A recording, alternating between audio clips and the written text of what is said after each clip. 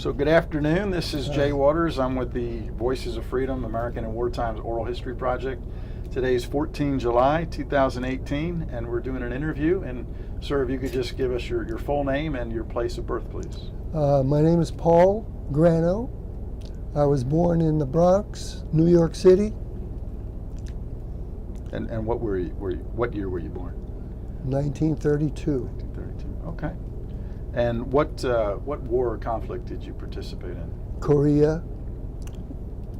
And what unit and what years were you? I was there from 53 to 55, sort of toward the end, and with the 24th Infantry Division. Okay.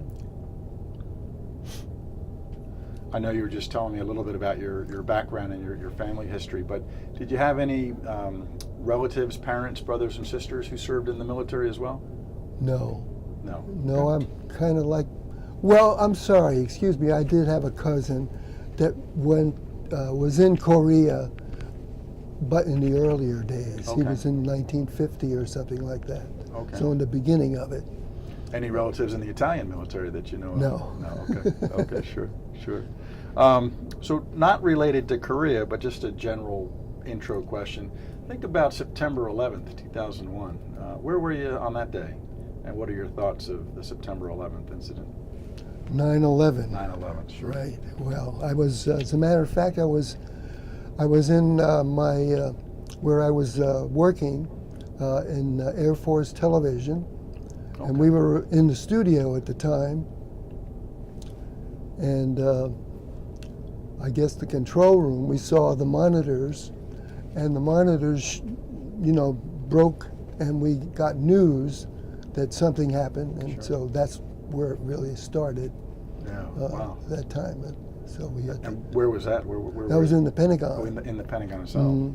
So you were in the Pentagon. Yes. And were you able to Correct. get out? Sounds like. Well, tell us a little bit more about that. Even that's Oh well, kind of fascinating, right there. that was a tough day. I know one of the planes hit there. It hit in an area where I used to work with this photography department that had their offices right in that wing where that plane hit. Mm-hmm. But they were doing some remodeling in the Pentagon at the time, and they moved that office Okay. away from there. So my friends that were in that situation would have been hit by that Yeah. plane Wow. at that time. That was pretty sad, but I had no problem with that. I didn't. I was very lucky to. So you guys were able be to get involved. out pretty. Yeah. Yeah. Wow. That's amazing. Yeah, I didn't know we were going to talk about that too. I got excited. Oh. Korea and. Well, yeah, Yeah. I had a few of those. Well, so let's go back then to Korea. What led you to joining the Army, or were you drafted? I didn't. I got drafted. Yeah. Okay. Um, Yeah, just tell us a little bit about how that occurred. Well, I was working at the time at Glen L. Martin, which was at the time, just Glen L. Martin. Today it's Martin Marietta. Okay. But I was working in the engineering department, and I guess they deferred me for a couple of years. And the third year, I worked there. I decided I'm not going to avoid anything. I know I've got to go sooner or later. So I refused the interview, the deferment, and the next thing I knew, within about a month or so, I got drafted Wow. into the Army. They didn't wait too long to grab me. Sure. So that's what happened there, and then of course I went to basic. Yeah, where'd you go for basic training? And just tell us a little bit Fort about that. Jackson, South Carolina. Sure. Mm-hmm. But before that, right after that, of course, I was lucky enough to go to 8 weeks of communications school at Fort Monmouth. Okay. So I got a couple of certificates from there, and the next thing I know, the unit was shipped, and we went to Korea. So, and then well, we didn't go by plane. I remember that very well. We never went over. We didn't go over there by airplane. We took the Mets ship. You know, they shipped us on a big ship. Took us 28 days to go over there, and we landed at Incheon. That's where we pulled in. Okay. And they had already destroyed most of the city. Was almost flattened by then. Just for one more second on the training, does anything special stand out about either Fort Jackson or the Fort Monmouth training? Anything else? Well, Fort Monmouth was pretty good. It was like going to college, you know, and they treated you pretty nicely. But the Fort Jackson part, that was a little, you know, a young kid that, you know, first time getting out into the woods or whatever it was. Sure. I mean, there's sand down there, and there's sand dunes and swamps, and we hit it all. And it wasn't very, of course, you know, no basic training is supposed to be easy. Oh yeah. So yeah. it wasn't the best time of my life. Well, what did they train you to do with the communications up at Fort Monmouth? Short, long lines, Okay. radio, and in fact, when I got over there, let's see, they gave me a radio. Okay. So, Okay. So yeah. So then back to Korea. Looked like you said. What was your rank at the time in Korea? well, I got over there, I think, let's see, corporal, sergeant. Okay. Just sergeant. So you got promoted a couple Yeah. times. Yeah. Yeah. And then, so what was your what unit did you end up in? 24th. 24th ID. Okay. And what did you do with the 24th ID? I was a combat guy. Okay. I mean, you know, Infantry. infantry. But did you do some stuff with the radio too, or? Yeah, well, you know, it's a funny thing. Once you got over there, they didn't utilize you very much with what you just got your training in. Just here's a rifle and here it is, and Okay. go, baby. We're going up over here or whatever, and so it wasn't too pleasant. Yeah. But I did luck out when they moved me off of the front, and one of the drivers that drove the I guess the commander, he said, you know, I recommended you to be his driver because I'm leaving. They're replacing me. So I wound up driving a 4-star for Wow. about a month or two. Okay. How'd you like that? Well, that was great. He was like my dad. I mean, I was only, I was only 22, 23 years old. Excuse me. And he treated me like a son. He was a wonderful General Montague, I think his name. Okay. I don't remember his name. Anyway, I mean, you know, they gave me a special tent after they pulled me off the line.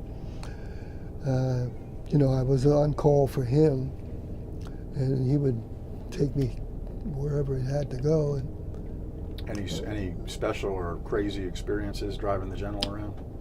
none that I could You never talk about. didn't break down or lose the car, or? No. No. Okay. No. Okay. Well, then, even back before the driver, did you see some combat up on the front lines? Or? Just about a week or two. Okay. Not you know, because they rotated us, and I lucked out. I didn't get any guard duty or anything like that. Okay. Or, you know, just about a couple of weeks of it. Maybe that was enough, huh? That was enough for me. Could you describe just a little bit? You mentioned Incheon being pretty bombed out. What stands out in your mind about that? Well, it was kind of I'll be very, very honest about it. I was kind of scared. Of course, landing over there and in the middle of whatever, and then getting off of course, the ship didn't come right up to the port. It wasn't deep enough. Right. So you had to get on a landing craft. Okay. So we got on. They stuck us on a landing craft with full barrel, whatever. And when I landed on the ground,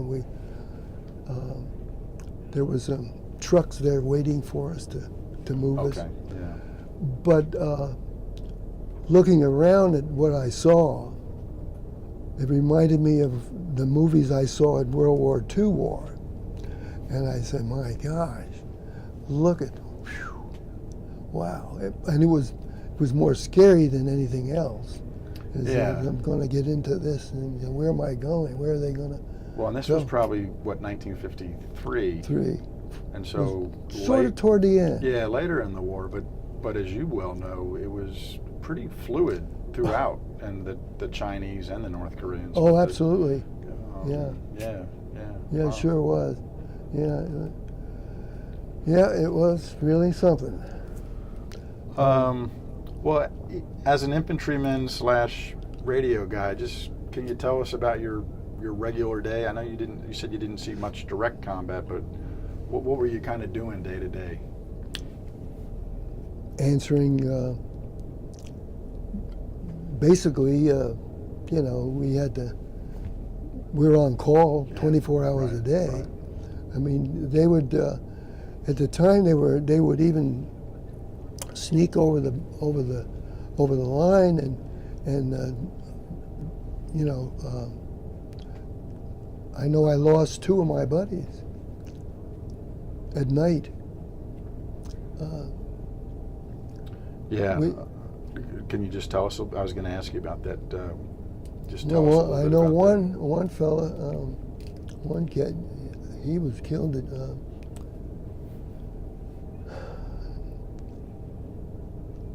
He was only scheduled to go home, I think, in 2 or 3 weeks. And I don't know whether it was a sniper or whatever. I don't know. They didn't make a big deal out of it. Jim Hanley, I think his name was, but I don't want to. Hanley. I think he was. As a matter of fact, I think he was from Virginia. I don't remember. Okay, no, I mean that's tough. But it sounds like it was small skirmishes or infiltrators, not a massive attack. Or Oh no. counterattacks. I didn't get to the reservoir and all that other stuff. I didn't. The unit I had, we didn't go there. But can be just as tough on the static lines. Well, I was lucky I didn't get any guard duty or standby duty for 24 hours. Did you ever encounter any like North Korean or Chinese prisoners? Did you ever see any of those guys? If I can remember, did I remember one guy, 2 guys? No, I can't remember. Or I don't think I.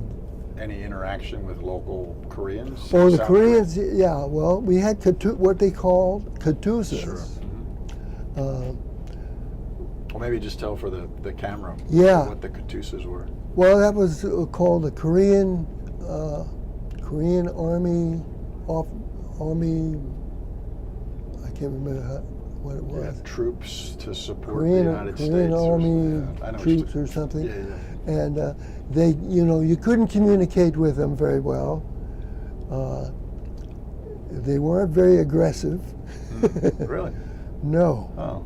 Was kind of almost had a communication problem with some of them. Yeah. We were there and it was our responsibility. That was it. You'd kind of think, since it's their country, you're fighting for them. They. Now I've got some experiences I've had here, which was really interesting to me, but had nothing to do with the time I was there. Okay. I have a Korean mechanic that does my work. He has his place in Fairfax. Okay. and I've known Mr. Kim for a while. He's done a lot of work for me. And one day I was in there, and I was waiting for the car, and we didn't talk very much, but this one day we did. He was asking me different things, and he said, where were you in Korea? And I told him, well, the area was around Munsan and, where we were. Oh, he says, you Korea. He said, he was bowing to me practically. And he says, I want to thank you for saving my country. That's good. I was dumb. Yeah. I didn't know what to say. I said, geez, what did I do? Yeah, that's good. Yeah, it's happened to me more than once. Well, that must be very satisfying. When they write down, where were you served? Well, yeah, must be very satisfying to get that. Or rewarding, Well, it was really something I wouldn't expect, but it was great. Well, that's good. Anyway, that's... And then on that theme, how about, because Korea conflict was a UN operation, did you ever interact with anyone from other countries? British or Australians? Turkey. The Turks. What was that Turkeys like? were very close. What was that like? They were really brutal. Oh, really? The Turkish. Oh boy, they were. They didn't take no foolie for nothing. You'd send 3 of those guys up on a mountain to do whatever, 3 of them, and they wouldn't take their guns with them. They would have a knife, and they would go up there and do whatever they had to do. And I mean, and they had their flag up in their where they had, where they were encamped. They were very close to us. Okay. Yeah, it was really something. They were really something. Yeah, I mean, I know a lot of countries were there. I hadn't really and we thought would about swap. Turkey, What do you call those little regimental medals? You'd get. Yeah. So we'd swap those. For. Wow. Over ours. Did they speak English or do you speak Turkish? Not very. We didn't. It was very, very little of English. Right. Very little. I didn't know what he was talking about. But I guess you could trade though. make it work out. Yeah. Well, so it sounds like you still had family back in New York in the Bronx area. How did you stay in touch with relatives back in the States while you were in Korea? Mail. Wrote to my mom, and that's about it. No other way. We had no other, like you have today. Excuse me. We have different methods today, but then it was just, here's a letter. We would get there in a week or 2 weeks or whatever. Well, what was it like on the other end? When like mail call, did you get mail and packages from home, from the States? Right. Okay. I used to get things that Mom used to know I loved. Yeah. And certain kinds of Italian cookies that she'd send and things like that I would never get over there. Yeah. She would do that. In fact, when I drove the General, they gave me 2 Jeeps to use whenever I had to. And one was, boy, it was beautiful. It was Simonized and everything else. It was beautiful. Couldn't get any Simonized over there. Yeah. So my mom sent me a can of Simonized. Oh, really? To keep the car. Yeah. That's great. So yeah. That's awesome. And then when we had change of command, and I remember the pool officer, the officer that took care of the motor pool and everything. Oh yeah, sure. Where I had to park the car, truck or whatever it was. He said to me, "You're in a combat zone and you're in combat. You can't have that Jeep." I said, "Oh, well, it's the General's Jeep." "Well, you're going to have to paint it. You're going to have that painted down to dull paint." Yeah. I said, "Oh, okay, well." So anyway, I picked the General up a couple of days later, and I said, "Sir," I said, "by the way, they want me to paint they want me to redo this Jeep. He says, oh no, you ain't going to change any Jeep. You're not going to change any Jeep. Yeah. So, So you're one out. so I didn't have it changed. No, that's good. That's good. No. It sounds like you guys were pretty busy, but I would imagine you had a little bit of free time. Were there any recreation opportunities or card playing or sports or I never was a card player. just to pass a little bit of free time? Did you? What did we do? We didn't do very much. Okay. We're always on standby, and no, that's it. Okay. How was the food? Did you get mess hall or were you Oh, eating the food sea was rations? or- Food was okay. Food was okay. In fact, a funny part of this situation with the food, the general asked me out to pick him up to go wherever he had to go, someplace over there. I can't even remember. So he said, we're going to be, this was late at night. And so he said, well, we're going to get back late, Paul. He said, you sure you're going to be okay to make sure you get something to eat? So I said, okay. So anyway, the next time I see him, he said, well, how did you make out? Did you do okay? I said, well, I went to the mess tent, Yeah. and the Sarge says to me, well, we don't have anything. Mess is over. So I really didn't get much. I said, I went over, I didn't get. He says, you didn't? Oh, really? And I'm right there with him. He picks up the phone. And he says, Sergeant, when my driver comes in there for something to eat, I don't care what time it is, you make sure that he is taken care of. You understand that? There you go. Well, I don't know what he said at the other end. Well, from then on, every time I had to do anything, the sergeant treated me like I was gold. You were good. You were was, good. Yeah, that was funny. That was really funny. In addition to what we've already talked about, are there any other incidents that stand out? Something unusual or frightening or joyous or unexpected or? Well, the one frightening thing was when my buddy, when he got killed 2 weeks before he was to go home. That was the one. It seems to me the guys, in the platoon that I was in, they all smoked pipes. Really? I didn't smoke. Well, sooner or later, the bug hit me. So I went and got a pipe and got this, a big deal. So on the way home, we didn't come home when they sent us, and when I was finished my tour, we didn't come home by airplane. We came home on mats, military transport ship. And so I remember that particular period of time when I guess I had the pipe in my fatigue, and I'm on the railing and I'm looking out at the Pacific, and all this, and I'm looking at this pipe, and I said, I don't think I need this thing.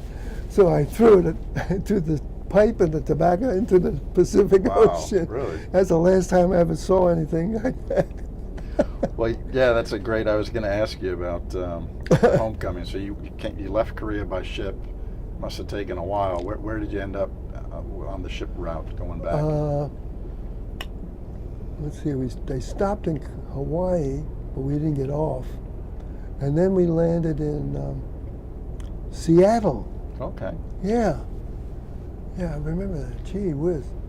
What was that like getting to Well, we Seattle? weren't there that long, Yeah. We were only there about a week or two, getting processed out and everything. And then, of course, they gave us orders to go, and then I went by airplane back to the coast, back here. Yeah. But that was. So were you then discharged, or were you still after Seattle? Were you still in No, the Army? we were discharged at. Gosh, I can't remember. Okay, but during that process, you were kind of winding down. It sounds. Yeah, yeah. Well, When then, we came back, they gave us new uniforms and everything, and gosh. but so did you make it back to? I think your mom was still probably in the New York area at the time. So did you make it back to New York? Well, after yes, and then they moved. What was that like, getting back to family in New York? It was it was really an exciting day to see everybody. Like a Yeah. big meal or a Big celebration? deal. No, I think my mom would have done anything, but I didn't. I'm not that type of person that needs all that fanfare and stuff.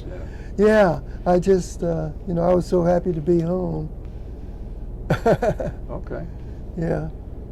Do you think your time in the Army and then Korea, did it affect you like later in life as you went on with your next career and the things that you did?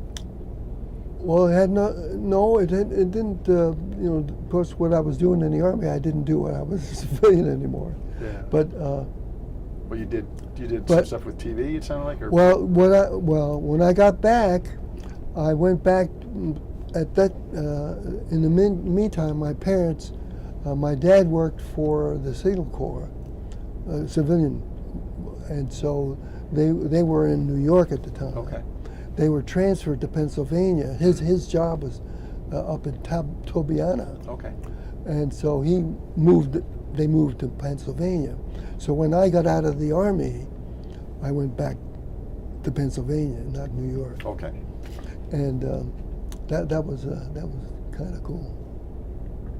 But then from there, I was only there probably one summer. I think I was discharged in April of 55 or 56 or something like that. Okay. Well, what did you do as your next career? Well, my next career, after I got home, I was there. I was at home for about summertime, and I said, well, I want to go to college. So I wound up going to college in Baltimore at the Maryland Institute College of Arts. I was always wanted to be into advertising and commercial design. So that's where I wound up going. Okay. But in the meantime, all this musical background that I had was really itching me. So I got involved in a lot of musicals. I did a couple of shows. I interviewed for one Broadway show. Oh wow. Yeah. And I got into West Side Story. Wow. And Oklahoma, two of those. But that was a revival. But anyway, after I left, I got this job in the Pentagon. Friends called me and said, there's a place at the Pentagon. They're building a new television facility. Why don't you come down and interview? So I came down to Baltimore. Excuse me, not Baltimore. Take that out. Got to cut some of this out. Yeah, no, it's fine. So I got down here at the Pentagon and interviewed for this job, and I got the job at the Pentagon. So I was sort of an assistant art director for a number of years, but I got so interested in doing this kind of thing and working in the control room, and I was running cameras and everything. And I said, this is what I really want to do. So my boss, who was the executive director, said to me, Paul, he said, why don't you go ahead and do this next interview? Okay. Well, I did so well that he said, you do okay. So I got promoted, and I became a producer director. And I was that for a long, long time. Yeah. But that's what I was. Okay.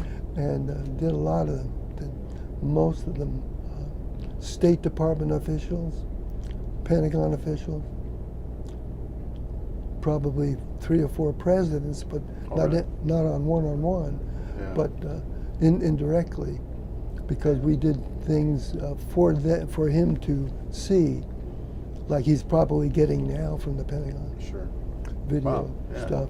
So that was exciting. Yeah, that's to me. fascinating. Yeah. I met so many great things. That sounds like you really enjoyed your work. I loved it. And in fact, if you want to put this in, this is the funniest. Sure. One of my funny experiences as a director, a producer. I was called one morning to a meeting to Caspar Weinberger was the Secretary of Defense at the time. So the meeting go down there and because we're going to do a Christmas interview for him. He's going to send it overseas. Yeah. So I go down there, and I'm in a real hurry, and I'm at home now. See, this is like 8 o'clock in the morning, and they call me on the phone. And, oh, wow. So I'm in a really rush, so I finally get to the meeting. I think it was 8 or 9 o'clock, I don't remember when it was. I'm in the meeting, and there's all these VIPs in there, and Caspar. And he says, oh, and of course he'd been to my studio because I had already done a number of interviews with him. And so he's kind of looking down. And he's saying, I said, is there anything wrong? He said, you must have really been in a hurry this morning. It must have been a real tough morning this morning. I said, well, I got this on the last minute. He says, so I'm looking down, and guess what? I had 2 different color shoes on. Wow. I had a brown shoe and a black shoe. Well, today you'd be safe because we're only filming you from the chest up. So that's funny. But that was the greatest thing. Couldn't do much about it at that point, could you? No. That's great. But he laughed, and so we stood there and giggled at each other, and I felt like a fool. Well, yeah. No, that's good. That's good. Well, as we're kind of, I've only got two questions left. This has been great, but is there just one other thing you'd like, really, for thinking about kids and grandkids, that you'd like future generations of your family to know, either from what you did or something about you that you'd like to get on the record, so to speak? Oh, I don't know. I really can't. Gee, I'm not much of a. I'd rather be on the other end. Sure. Oh, you're doing great. This has been... I'm not much. My grandkids, I've got 5 of them. I love them all. They're all, and I look at them and I'm saying, this guy's going to be a lawyer. This one over here is probably going to be a nature guy, or he loves the woods and animals and things. Yeah. So, and the little girl's going to be a ballerina. So it's all kind of crazy. Well, no, that's good. And your music career continues. That's how we got to meet you today. I heard you guys singing in there. I've been doing that all my life. Yeah, and that's great. Yeah, in fact, two times.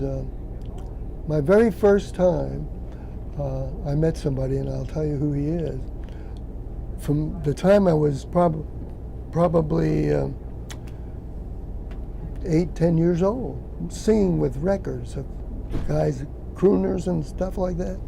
One of my very, very favorite guys, excuse me, one of my very favorite person was Perry Como. Sure. And I would buy all his records when I was older, and I'd buy all his records and I'd sing all of his songs. In fact, I got to high school, and my very first solo was one of his songs, and that's how I got my nickname. But well, what's your nickname? You didn't tell us. Perry. Okay. So years later, Perry Como had a show up in Shady Grove in Maryland at the time, and I was at the Pentagon, working at the Pentagon, and of course I knew a lot of people there in the visual arts and so forth, and in the magazine. I went to the magazine editor one day and I said, "Hey," I said, "do you think you can get me in to see Perry?" "Oh, Oh, he says, well, I don't know about that. He says, it was just, I don't know, what can you do? So he says, well, maybe we'll make you Airman Magazine editor or something. You're going to go over there and interview him for Airman Magazine. So I said, oh, okay. Well, I didn't hear from him for about 2 weeks. Calls me up one day and he says, Paul, he says, I think I got something for you. I said, what? I think I can get you in to see Perry. Wow. I said, you're kidding me. Yeah, he says, you're supposed to go and you're going to interview him about the Airman Magazine, about his music and whatever. Well, that's another experience of being over there at the tent and seeing the show. I happened to bring my mom to see the show. And so she went with me backstage. Okay. But that was a wonderful experience. And he was a pretty neat guy, right? Oh, I said, gee, all the things you talk about with this fella, it's all true. Yeah. It's all the way he was. He was just a wonderful, wonderful man. Well, that's great. He grabbed my mom and hugged her and everything, and he was the greatest. Yeah, that was the greatest. One of my greatest experiences of my life. Well, it helps fit Seeing the him. nickname too. Yeah. That's awesome. Yep. Well, then the last question is always is there anything else you'd like to add? No, this is very uneasy for me. I'm not much of the interviewee. Oh, you're great. No, as we're wrapping up, I'll just tell you this has been fascinating for me to talk to you, to meet you, and just hear all this stuff. It sounds like you've done some impressive things. I would never expect this. Well, cool. I'll just shake your hand. Thanks a lot. Thank you. Thank you so much.